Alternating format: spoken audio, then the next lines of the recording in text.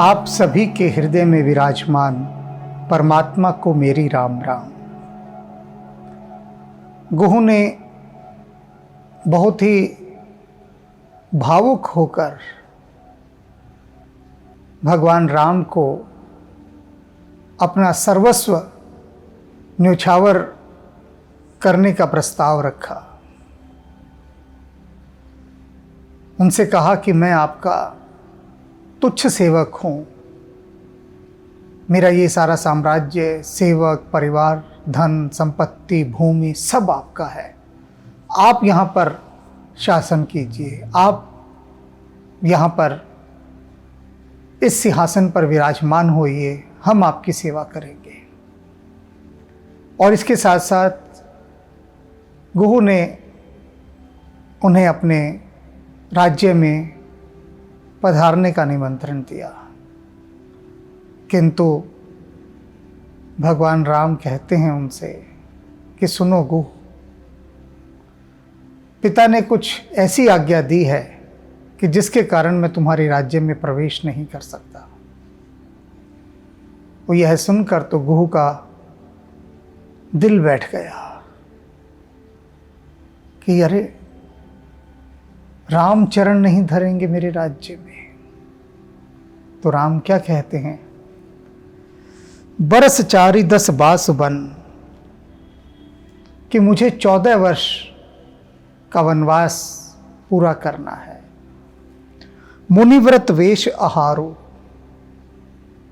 और कैसे मुनियों का वेश धारण करके, मुनियों के व्रत धारण करके, जो मुनियों के व्रत होते हैं, संकल्प होते हैं, जो उनकी नियमावली होती है, उसे धारण करते हुए वनवास करना है, ऐसे नहीं करना।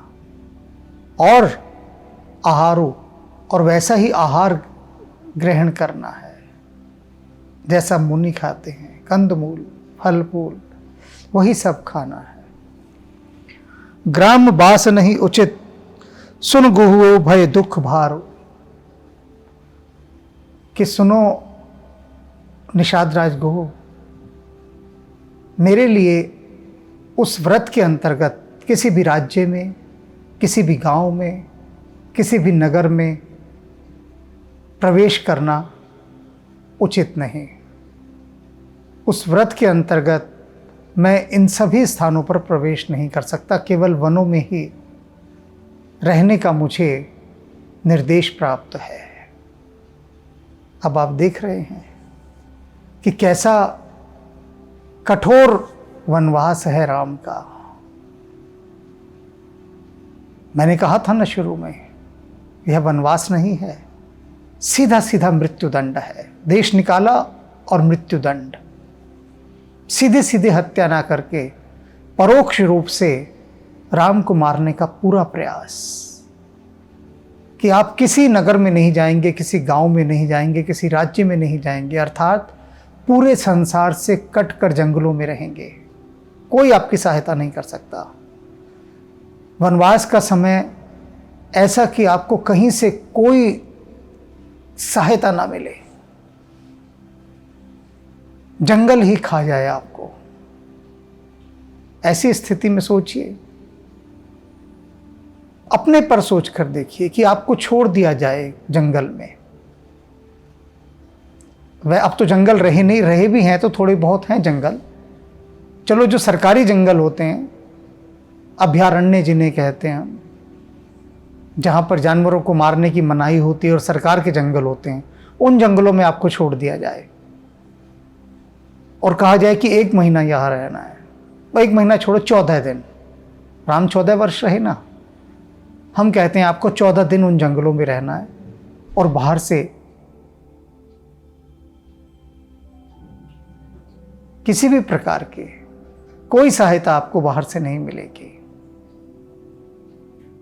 रह लेंगे 14 दिन, बताइए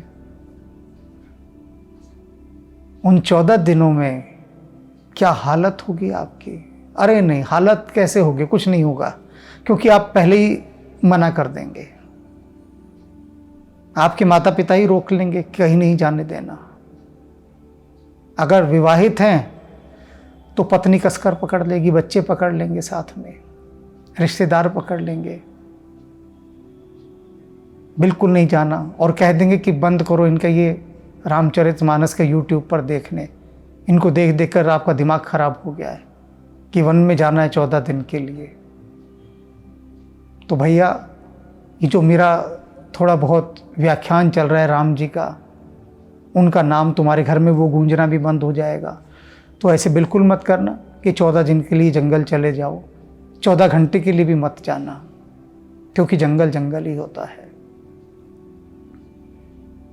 राम राम ही होते हैं। राम गए ना, हंसी खुशी गए, और देख रहे हैं कैसा कठोर व्रत है वनवास का। किसी भी जगह से आपको कहीं कोई सहायता नहीं मिल सकती। साधारण वनवास नहीं था। सुन गुवे भयहु दुख भार, यह सुनकर निषाद राजगुह को बड़ा भारी दुख हुआ कि यह क्या हुआ। प्रभु श्रृंगवेरपुर में आए भी और मेरे राज्य में प्रवेश भी नहीं कर रहे। कैसी दुखद स्थिति इस समय निषाद राजगुह की हो गई है। राम लखन सिय रूप निहारे, राम लक्ष्मण और सीता का भी रूप निहारते ही रहे। कई ही सप्रेम ग्राम नर नारी, और जो उनके साथ उनके गांव के, राज्य के जो भी नर नारी आए थे सारा, क्योंकि निषाद राजगुह अकेले तो नहीं आए थे, पूरा लाव लश्कर साथ लेकर आए थे। भीड़ की भीड़, पूरा हुजूम उनके साथ चला था कि प्रभु राम आए हैं और उनके दर्शन के लिए हम जा रहे हैं।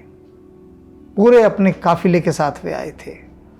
तो वे जितने भी लोग साथ आए थे वे क्या कर रहे थे, राम लखन सिय रूप निहारे। सारे नर नारी सब जो भी आए था, पूरी भीड़ राम लक्ष्मण और सीता का रूप ही निहारते जा रहे थे। क्यों ना निहारे, है ही ऐसी दिव्य प्रतिमा। और क्या चर्चा चल रही थी उन लोगों में आपस में। ते पितु मात कहूँ सक कैसे, स्त्रियां कह रही हैं आपस में एक दूसरे से कि हे सखी, एक बात बताओ, ये जो राम लक्ष्मण सीता, इनके जो माता पिता हैं, कैसे होंगे वो भला, कैसे होंगे, किस मायने में, किस रेफरेंस में, जिन्हें पठाए बन बालक ऐसे, जिन्होंने ऐसे प्यारे बालकों को, ऐसे सुंदर राजकुमारों को देश निकाला दे के जंगलों में भेज दिया। कैसे निष्ठुर माता पिता रहे होंगे वो, ये समझ नहीं पा रहे कि कैसे कोई ऐसी दिव्य प्रतिमाओं को अपने देश से निकाल सकता है और वनवास दे सकता है। समझ से परे की बात है। तो यही चर्चा हो रही है कि कैसे होंगे इनके भी माता पिता, अनुमान भी नहीं लगा पा रहे। एक कहीं भल भूप कीना, और एक वर्ग क्या कह रहा है कि बहुत अच्छा किया, बहुत अच्छा किया राजा ने जो राम को वनवास दे दिया, बड़ी कृपा की, अच्छा काम किया है। क्यों अच्छा काम किया है? लोयन लाहू हम ही बिध दीना, कि विधाता ने राम को वनवास देकर हम पर बड़ा उपकार किया कि हमारे इन नयनों का जो सबसे सुंदर लाभ हो सकता था, सच्चा लाभ हो सकता था, वो यही था कि हम राम लक्ष्मण और सीता के दर्शन करें। यदि राजा इन्हें वनवास न देता तो हम कहाँ देख पाते। हमारी आंखें रूखी सूखी प्यासी ही रहती जीवन भर, हम तो कभी राम लक्ष्मण और सीता के दर्शन ही ना कर पाते। तो बड़ा अच्छा हुआ इनका वनवास हुआ और हमें दर्शन का लाभ प्राप्त हुआ। एक वर्ग ऐसे कह रहा है। तब निषादपत उर अनुमाना, तरु सिंसुपा मनोहर जाना। और तब निषाद राज सोचने लगे कि अब कहाँ ठहराया जाए, रात होने वाली है। प्रभु राम को सोना भी है, नगर में मेरे ये प्रवेश करेंगे नहीं, मेरे गांव में, मेरे राज्य में, तब क्या किया जाए। तो उन्होंने अशोक के वृक्षों का एक स्थान चुना, उसे मनोहर जानकर कि बड़ा सुंदर स्थान है, यहाँ उनके सोने की व्यवस्था की जा सकती है। ले रघुनाथ ही ठाव दिखाया, और वे राम को लेकर उस स्थान पर गए कि प्रभु यह स्थान मैंने सोचा है कि आपकी रात बिताने के लिए बहुत सुंदर रहेगा। देखिए कितने सुंदर यहाँ पर अशोक के वृक्ष हैं, बड़े बड़े वृक्ष हैं और बहुत ही मनोहर स्थान है। आपका क्या कहना है इस विषय में। कहु राम सब भांति सुहावा। राम ने कहा, हाँ गुहु, हर भांति ये स्थान बड़ा सुहावना है। तुमने हमारे ठहरने के लिए यह बहुत सुंदर स्थान चुना है, मनोहर स्थान है, और मैं राजी हूं इस स्थान से। पुरजन कर जो राहु घर आए। जितने लोग गुहु के साथ आए थे उन सब ने भगवान राम की वंदना की, उन्हें नमस्कार किया और नमस्कार करके फिर अपने अपने घर को विदा हो गए, सब लौट गए। रघुबर संध्या करण सिधाए, और उसके बाद राम संध्या करने के लिए चले गए। गंगा के किनारे अब वे संध्या उपासना करेंगे। राम प्रातःकाल और संध्या काल दोनों समय उपासना करते हैं, संध्या करते हैं, पूजन करते हैं, यह नियम है राम का। तो अब संध्या हो गई है, तब वो गंगा के किनारे संध्या करने गए हैं। गुहु सवार साथरी डसाए, और इधर गुहु ने क्या किया, भगवान राम के लिए शैया बनानी आरंभ की। कैसे, कुश किसलय मृदुल सुहाई, कोमल घास और नए नए पत्तों से, कोमल पत्तों से लेकर उसने बहुत ही सुंदर, मनोहर, सुखद एक शैया तैयार की। भूमि पर बिछौना, चादर तो है नहीं, तो घास लाए नरम नरम, नए नए पत्ते तोड़े और उन्हें बिछाकर एक सांथरी, जैसे कि दरी कहते हैं, वो तैयार कर दी। सुचि फल मूल मधुर मृत जानी, दोना भर भर राखस पानी। और जो जो मीठे फल होते, मधुर फल जितने हो सकते थे, वो लाकर वहाँ पास में रख दिए, और दोनों में गंगा जल भर कर रख दिया कि प्यास लगेगी प्रभु को तो जल पी लेंगे। तो इस प्रकार से कुहू ने राम के सोने की व्यवस्था की। सिय सुमंत्र भ्राता सहित कंद मूल फल खाई। संध्या करने के बाद प्रभु राम लौटे और उन्होंने लक्ष्मण, सीता और सुमंत्र जी के साथ वे फल और कंद मूल ग्रहण किए। शयन कीन रघुवंश मणि पाए पलोटन भाई। और उसके बाद भगवान राम सोने के लिए उस सुंदर बिछौने पर लेट गए जो निषाद राज गुहू ने तैयार किया था, घास और पत्तों से बना हुआ। जैसे ही वे लेटे वैसे ही लक्ष्मण जी ने भगवान राम के चरण सेवा करनी आरंभ कर दी, उनके पैर दबाने शुरू कर दिए। लक्ष्मण जी का यह नियम था, सोने से पहले वे अपने बड़े भाई की चरण सेवा करेंगे। जब तक राम के चरण नहीं दबाएंगे तब तक सोएंगे नहीं। चरण दबाना इसका प्रतीक नहीं है कि राम बहुत थक जाते थे तो उनको आराम देने के लिए वे चरण दबा रहे हैं। चरण सेवा करना एक प्रतीक है कि जो चरण सेवा कर रहा है, जो पैर दबा रहा है, उसका वह सेवक है। श्रद्धा और भक्ति से उसके प्रति नतमस्तक है। इस भाव की साकार अभिव्यक्ति चरण दबाने से होती है, चरण सेवा करने से। क्योंकि कौन किसके पैर दबा रहा है? कोई नहीं दबा रहा। गला द्वेषक से दबा रहे हैं सब एक दूसरे का। गला दबाने का आनंद अलग है, नशा अलग है, लेकिन पैर दबाना बहुत कठिन है। अहंकार के लिए बात नाकाबिले बर्दाश्त है, असहनीय है। अहंकार कहेगा मैं और पैर दबाऊं? हो ही नहीं सकता ऐसा। मैं कोई इतना गिरा हुआ आदमी हूं क्या?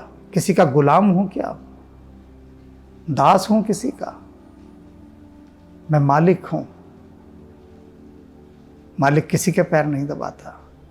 तो अहंकार ऐसी घोषणा करता है, पैर नहीं दबाने देता। तो यह बात जान लें कि लक्ष्मण सभी मनोविकारों से मुक्त हैं, कोई मनोविकार नहीं उनमें। हनुमान के समान वे भी राम के सेवक हैं और सोने से पहले उनके चरण दबा रहे हैं।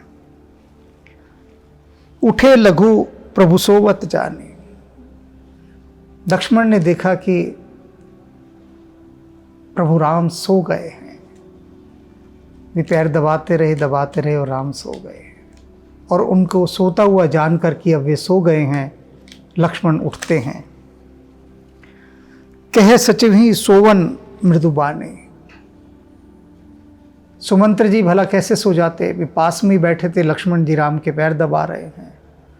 तो अब लक्ष्मण कहते हैं सुमंत्र से कि सुमंत्र जी अब आप भी सो जाइए, बहुत मधुर वाणी से। आप क्यों जागे हैं? अब प्रभु राम भी सो गए, आप भी शयन करें, सो जाइए। कछुक दूर सजी बान सरासन, जागन लगे बैठ बीरासन। और फिर लक्ष्मण ने अपना धनुष बाण लिया, धनुष पर बाण चढ़ाया और वीरासन में बैठ गए। वीरासन होता है वह मुद्रा जिसमें एक घुटना भूमि पर होता है, एक पैर सामने रखा होता है, धनुष के ऊपर बाण चढ़ा होता है, किसी भी समय छोड़ने के लिए तैयार। इस वीरासन में निद्रा नहीं आती, अलर्ट पोजीशन। जैसे कि किसी फौजी ने बंदूक तान कर रखी हुई हो, एकदम हाथ ट्रिगर पर रखा हो कि बस घोड़ा दबने की देर है और दुश्मन का काम तमाम, कोई कोताही की गुंजाइश नहीं। कोई ये नहीं कि बंदूक अभी कंधे से उतरेगी फिर रखेंगे फिर निशाना लगाएंगे, वो सब समय खराब नहीं करना। तो लक्ष्मण पहले से ही बाण चढ़ाकर बैठे हैं धनुष पर, बाण निकालने की भी देरी ना हो। कोई शत्रु आया और तीर छोड़ा, बात पूरी।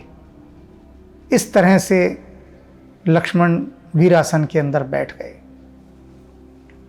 गुहु बोलाई पाहुरु प्रतीति, ठाव ठाव राखे अति प्रीति।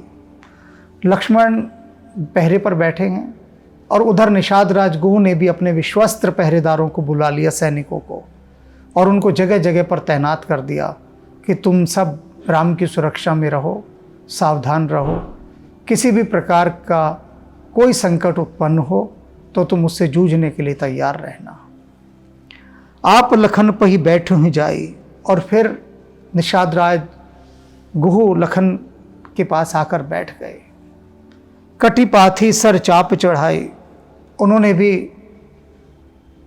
धनुष के ऊपर अपने बाण चढ़ाया और कमर पे जो तरकस था उसके साथ लक्ष्मण के साथ भी बैठ गए उसी मुद्रा में। सोवत प्रभु ही निहार ने साधु। निषाद राज गुहु सोते हुए भगवान राम को देख देख कर तृप्त हो रहे हैं, निहारते ही जा रहे हैं। उनकी दृष्टि राम से हट ही नहीं रही है। भयहु प्रेम बस हृदय विषादो। और इसके साथ साथ उनका हृदय राम के प्रेम के वशीभूत होकर विषाद से भी भरा हुआ है, दुख से भी। दुख किस बात का? देख रहे हैं प्रभु राम को भूमि पर सोते हुए, तन पुलकित जल लोचन भय ही। ऐसा देखकर उनका जो शरीर है वो कांपने लगा भय से, आंखों से आंसू बह गए। बचन सप्रेम लखन सन कही है, और बड़े प्रेम के साथ लक्ष्मण से कहने लगे, भूपति भुवन सुहाए सुहाना। कहते राजा का जो महल है, दशरथ का जो महल जहां राम रहते थे, वह तो स्वभाव से ही बहुत सुंदर है हर प्रकार से। सुरपति सदन ने पटतर पावा। जो स्वर्ग का राजा इंद्र है ना, वह भी अयोध्या के महलों के साथ अपने महल की तुलना नहीं कर सकता। अयोध्या के महल इतने अधिक सुंदर और सुविधा संपन्न है। मणिमय रचित चार चौबारे, और जितने वहाँ के चौबारे हैं उन महलों के, वे मणियों से बने हुए हैं, मणि खचित ऐसे। जन रतिपति निज हाथ संवारे, और ऐसा लगता है उनको देखकर उन चौबारों को कि जैसे कामदेव ने स्वयं अपने हाथों से मणियों को सजा सजा कर, लगा लगा कर, नक्काशी करके उन्हें वहाँ पर सजाया है। ये रचना किसी साधारण कारीगर की नहीं है, कामदेव ने इन चौबारों को बनाया है। ऐसे महल हैं अयोध्या के। सुचि सुमित्र सुभोगमय सुमन सुगंध शुभवास। सभी प्रकार के सुंदर भोगों से, हर सुविधाओं से, सुगंधित बयारों से वह अयोध्या संपन्न है। पलंग मंजू, और महल में जहां राम सोते थे वहां पर बड़े सुंदर पलंग थे। मणि दीप जहां, और जहां दिए किसके जलते थे? तेल वेल जला के दिए नहीं जलते थे। राम का जो महल था वहां मणियों के दीप थे। कितना आंधी तूफान आ जाए, मणियों के दीप पर कोई फर्क नहीं पड़ता। मणि के दीप क्या, हीरे ही हीरे लगे हुए थे। और जिस कक्ष में हीरे ही हीरे लगे हों, वहां का जो प्रकाश है उसके सौंदर्य का क्या वर्णन करें, क्योंकि हम सोच ही नहीं सकते कि इतने हीरे लगे हुए हों चारों तरफ और फिर उनके प्रकाश को अनुभव कर सकें। तो दियों का प्रकाश नहीं था वहां, हीरों का प्रकाश था, मणियों का प्रकाश। सब विधि सकल सुपास, हर प्रकार से वहां पर सुविधा था, सुविधाएं थी, आराम था। विविध बसन उपधान तुराई, अनेक प्रकार के वहां पर तकिए थे, वस्त्र थे, चादरें थी, गद्दे थे। छीर फेन मृदु बिसद सुहाई, और ये सब उनके पलंग पर जितने भी गद्दे, तकिए, चादरें, ये सब थी। ये कैसे थे? जैसे कि सागर का झाग, दूध का झाग। एक तो दूध अपने आप में सफेद होता है, और दूध का फिर झाग हो, कितनी सफेदी। तो जैसे दूध का झाग होता है ना, ऐसे ही भगवान राम के कक्ष के सारे वस्त्र थे। यानी उनका जो शयन कक्ष था उसमें हर चीज सफेद ही सफेद थी, जैसे दूध के झाग हों। तहसीय राम शयन निष्करहि, ऐसे स्थान पर राम और सीता सोया करते हैं। निज छवि रति मनोज मधुहर ने, और वह स्थान क्या था कि जो कामदेव और रति के भी अहंकार को तोड़ डाले, नीचा कर दे, ऐसा स्थान। तेसीय राम साथरी सोई, शमित बसन बिनु जाहि न जोए, और वे राम जो ऐसे सुकोमल गद्दों पर सोते थे, चादरों पर उनका शयन होता था, जो दूध की तरह सफ़ेद थी, वे राम आज घास और पत्तों की चादर के ऊपर, दरी के ऊपर सो रहे हैं। शमित वसन बिनु जाहि न जोए, और ओढ़ने के लिए उनके पास कोई चादर भी नहीं है इस समय, और गोह से यह सब देखा नहीं जा रहा। कैसा कैसा समय।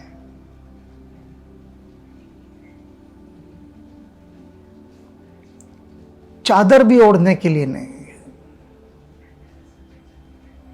सोच सकते हैं क्या स्थिति होगी। कुछ भी नहीं है, बिछाने के लिए भी नहीं, ना ओढ़ने के लिए। और निषाद राज गुह से यह सब देखा नहीं जा रहा। समझ रहा हूं आप सबसे भी नहीं यह देखा जा रहा है, सुना भी नहीं जा रहा, लेकिन क्या करें।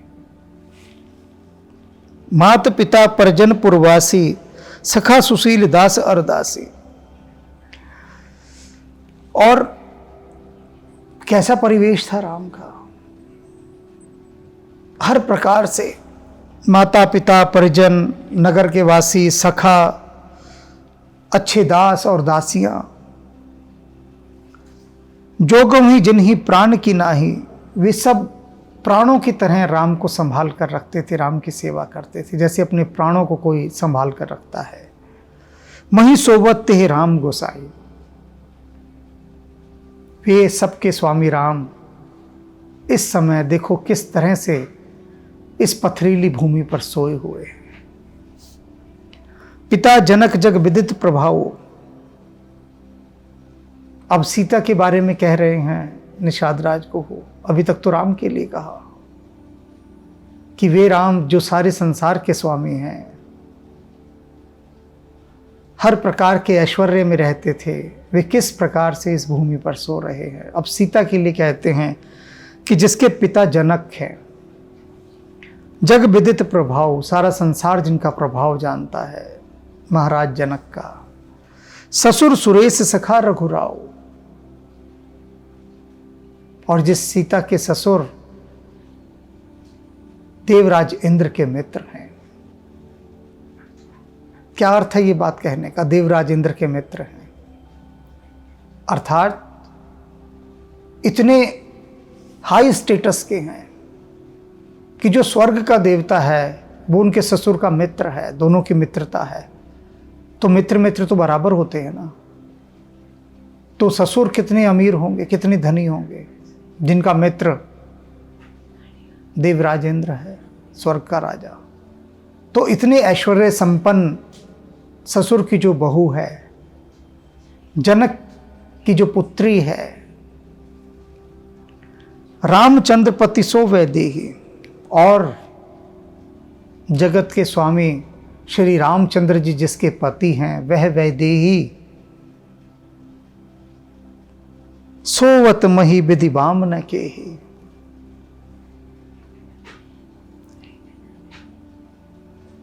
वह वैदेही भूमि पर सो रही है, विधि बामन के ही। यह विधाता किसी को नहीं छोड़ता। तुलसीदास जी कह रहे हैं विधि बामन के ही। कौन है ऐसा जिसको इस विधाता ने ना छोड़ा हो। सबको अपने लपेटे में लेकर रगड़ दिया है, कोई भी हो, चाहे स्वयं परमात्मा ही क्यों ना आ गया हो, लेकिन विधाता वो जो निज़ाम चलाता है वो किसी को बख्शता नहीं। स्वयं प्रभु राम तक को नहीं छोड़ा। सिए रघुबीर की कानन जोगो।